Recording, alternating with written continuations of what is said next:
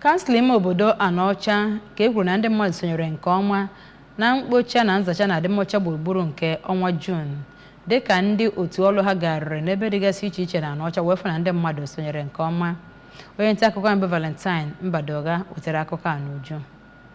Onye isi oche ọchịchị nchere oge nke okpuru ọchịchị Anaocha bụ Maazị Gerard Ọzọ bụ onye duru otu ya gagasịa n'ọtụtụ ebe dị iche iche bụ nke gụnyere Oyenneni, Johnson Nkpocha, Nwagụ Agụlụ ya nakwa ọtụtụ ebe ndị ọzọ bụ ebe a maara amara esi aba nakwa apụ n'obodo Anaocha ma nọzikwara ebe ahụ gbochie ọtụtụ njem ndị na-eme ụgbọala iji wee mee ka ụbọchị mkpocha na nzacha bụrụ nke bịara na mmezu. Onye isi kansụl ahụ bụ onye nọ na njem mkpocha na nzacha ahụ wee lụọ ọtụtụ ọrụ obi ebere nyegara ụfọdụ ụzọ bụ ndị mebichara emebi na adazi nnukwu. N'okwu ya ozugbo emechara mkpocha na nzacha ahụ, Maazị Ọzọ bụ onye kwunwere nkwenye ya n'isonye na amụma idobe Anambra ọcha toro ndị obodo Anaocha maka nkwado ha nakwa ọrụ ha n'ụbọchị ahụ. O kelekwaziri aka na-achị steeti a bụ Gọvanọ Soludo maka mbọ ọ na-agba n'ihe gbasara gburugburu ma kpọkukwe ndị obodo Anaocha ka ha tinye aka kwado amụma Gọvanọ Soludo nwe n'idobe gburugburu ọcha maka ezi ahụike n'obodo.